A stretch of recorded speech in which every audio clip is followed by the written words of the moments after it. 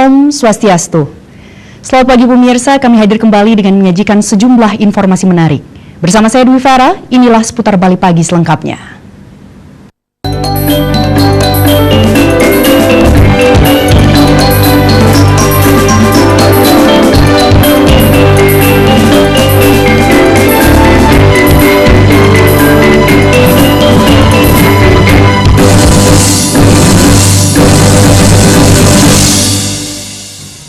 Pemirsa, sebanyak 26 vial obat fomepizol untuk pengobatan gangguan ginjal akut telah dibawa ke tanah air pada Minggu 23 Oktober 2022.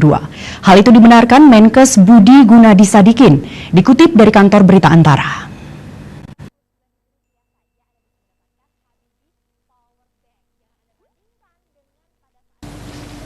Ditemui media usai senam bersama dalam rangka Hari Osteoporosis Nasional di Jakarta, Budi Gunadi Sadikin mengatakan pada hari Minggu 23 Oktober, obat tersebut dibawa melalui pesawat udara.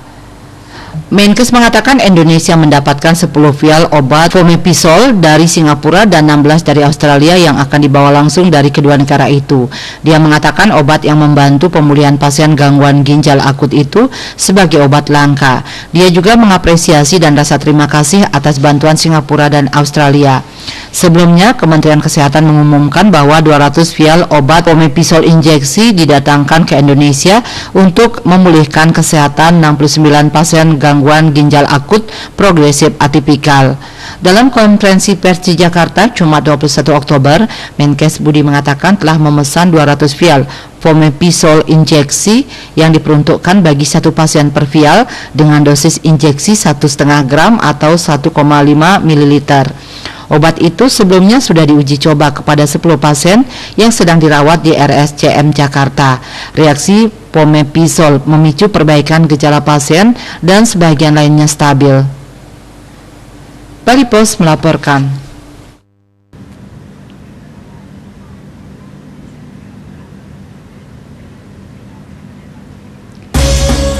Seputar Bali Pagi akan kembali dengan informasi akurat dan merakyat lainnya. Tetaplah bersama kami.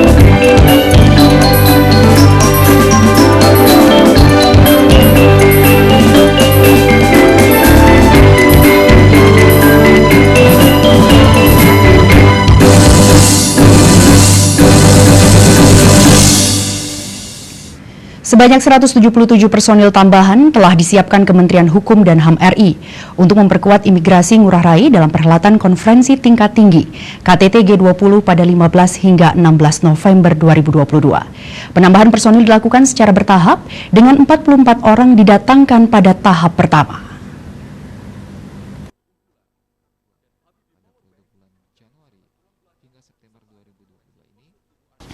Menurut Kepala Kantor Imigrasi Kelas 1 Khusus TPI Ngurah Rai Sugito, penambahan personil ini dilakukan untuk memastikan kelancaran proses pemeriksaan dokumen keimigrasian di tempat pemeriksaan imigrasi Bandara Ngurah Rai. Hal tersebut dimaksudkan untuk mempercepat alur kedatangan selama KTT G20 berlangsung. Secara umum, imigrasi Ngurah Rai akan dapat melayani kedatangan 3.500 orang per jam.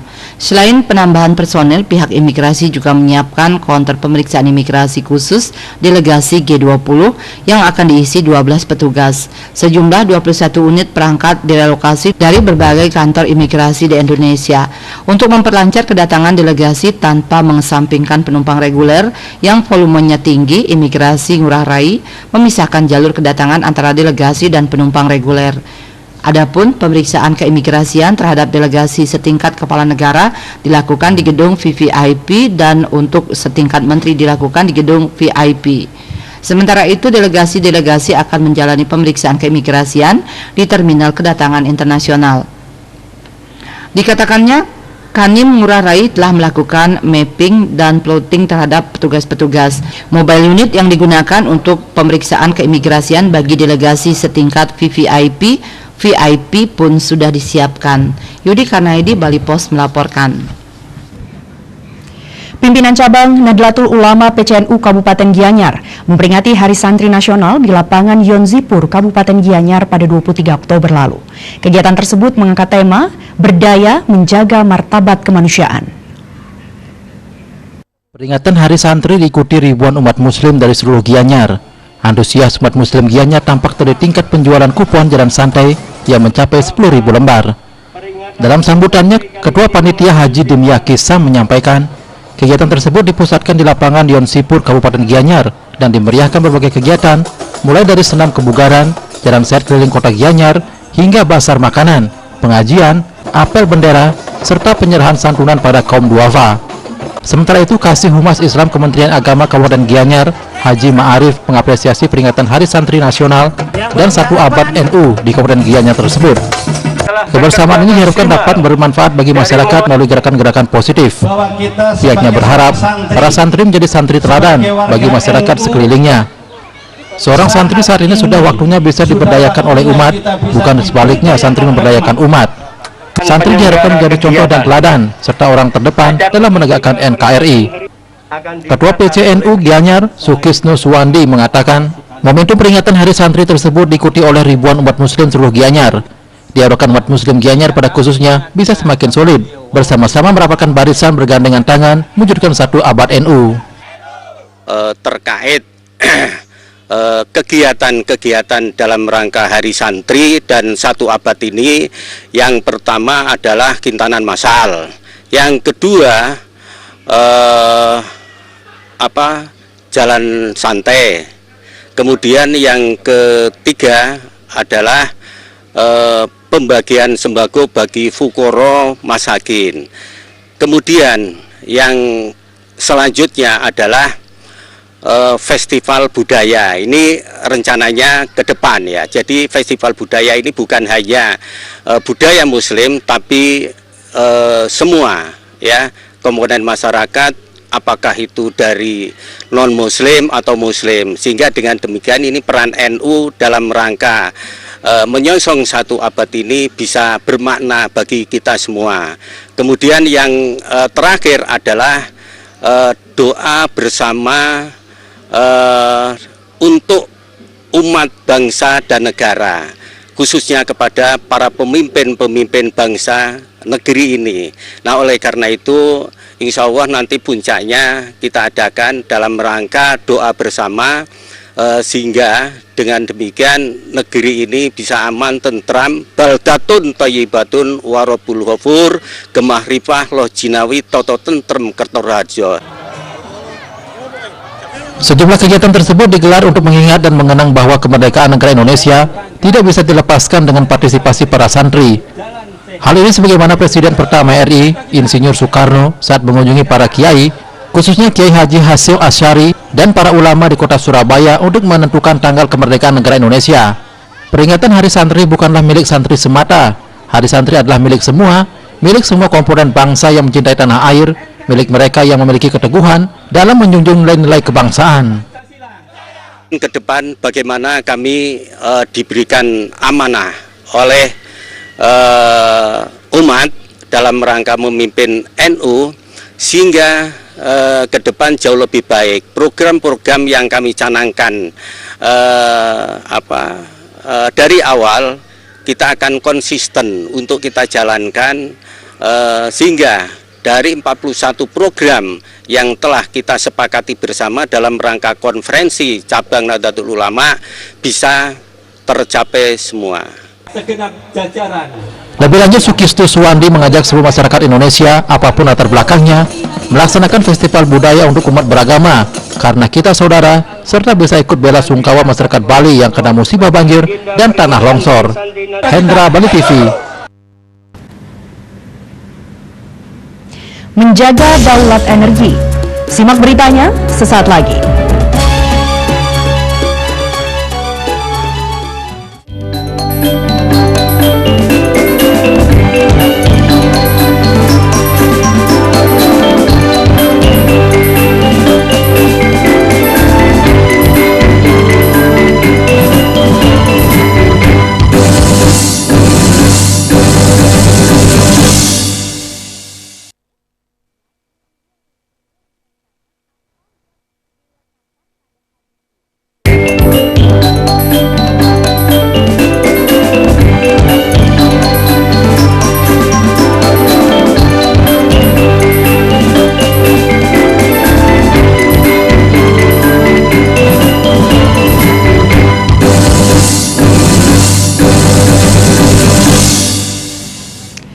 Isu aturan di RUU KUHP terkait pasal perzinaan kembali viral dan menuai kontroversi. Dalam pasal 415 RUU KUHP tersebut, perzinaan diancam pidana penjara maksimal 1 tahun atau denda. Jika aturan tersebut disahkan, maka sektor perhotelan akan terancam, mengingat hanya pasangan sah yang dapat check-in di hotel.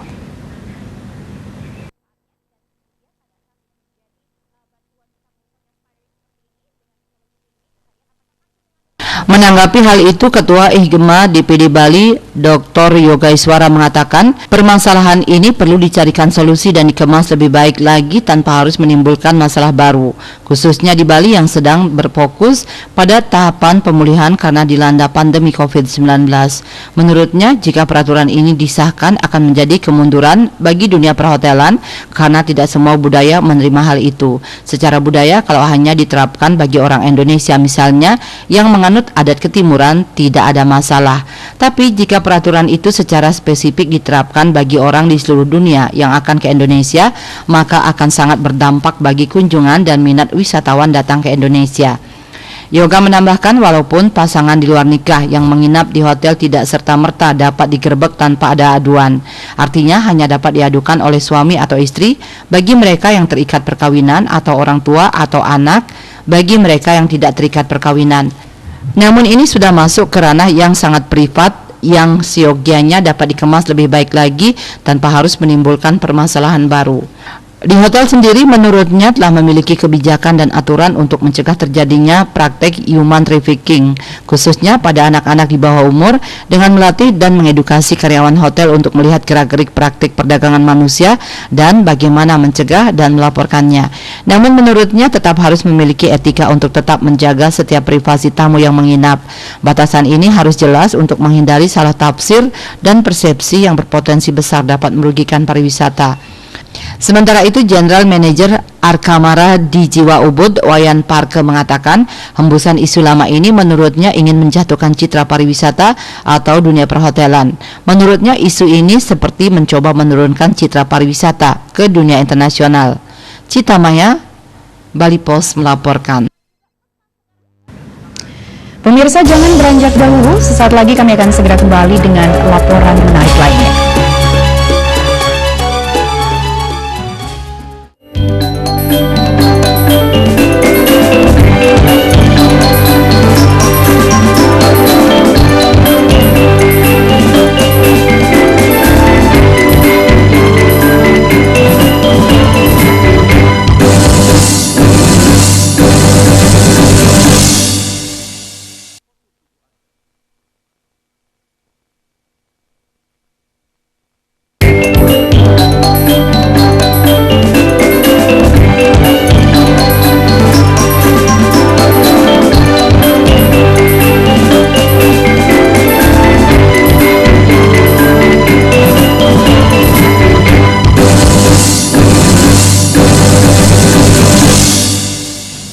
Pemirsa, bencana banjir dan tanah longsor seminggu lalu yang melanda Bali diprediksi akan lebih sering terulang di masa mendatang.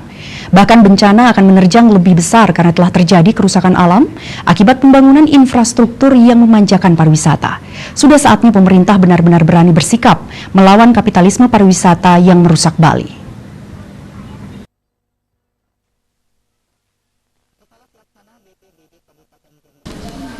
Guru Besar Emeritus Fakultas Pertanian UNUN Profesor Wayan Windia mencermati bencana yang melanda Bali. Banjir hebat telah melanda Bali, khususnya Jemberana. Kualitas dan kuantitas banjir jauh lebih hebat dibandingkan tahun lalu. Mungkin penurunan tanah di Denpasar yang demikian mengkhawatirkan adalah salah satu penyebab mengapa kasus itu terjadi. Bencana tersebut cukup menjadi pertanda bahwa di masa depan akan terjadi lebih besar dan dahsyat. Tanda-tanda alam bahwa Bali akan mengalami bencana akan lebih hebat sudah diberikan. Masalahnya apa kita dan khususnya elit kita bisa sadar atau tidak, apakah kita masih sesuai dengan proses pembangunan infrastruktur yang merusak alam. Lebih jauh, Ketua Stipol Wirabakti ini mengungkapkan banyak wacana bahwa yang bisa merusak alam Bali ini bukan orang luar, tapi orang Bali itu sendiri. Sekarang masalahnya tergantung dari keberanian pemerintah dalam melawan kaum kapitalis untuk mengenakan pajak air tanah yang lebih tinggi. Uang yang terkumpul digunakan untuk penghijauan, reboisasi, membuat sumur resapan. Keberanian pemerintah juga dipertanyakan untuk melakukan kebijakan moratorium pembangunan hotel di Bali, menghentikan kebijakan pariwisata massal, maupun melakukan undang-undang tentang perlindungan lahan pertanian pangan berkelanjutan. Ketua Stipal Wirabakti ini memaparkan lebih lanjut Bali pernah mengambil kebijakan tentang air tanah, yakni dengan mengenakan pajak yang cukup tinggi terhadap setiap unit pengambilan air tanah. Ternyata pihak hotel di Bali ribut setengah mati. Nikmat dari pariwisata menurut Windia sejatinya hanya proses nikmat yang bawa sengsara. Win atau Bali Pos. Berikut informasi perakiraan cuaca di seluruh kabupaten kota di Bali dari Badan Meteorologi, Klimatologi, dan Geofisika Wilayah 3 Denpasar.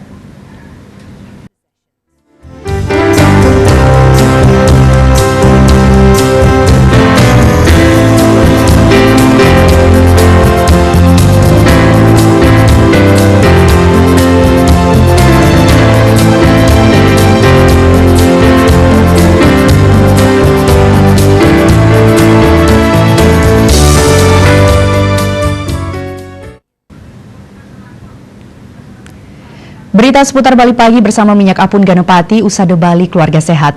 Update terus informasi Anda dengan subscribe dan like YouTube channel Bali TV @newsbali.tv. Kami akhiri seputar Bali Pagi ini. Terima kasih atas perhatian Anda. Selamat beraktivitas dan sampai jumpa. Om Santi Santi Santi Om. Semeton Bali irengan tembang pun Niki wantah untuk Bali Elingan sami Nangun sakir tilo ke Bali Sane kedadosan visi Bali mangke Semeton Bali sami Ngiring sarang-sarang ngasti bakti Jaga alam Bali Mando suci Lan harmonis Pakedek pakenyang Bali iragama siki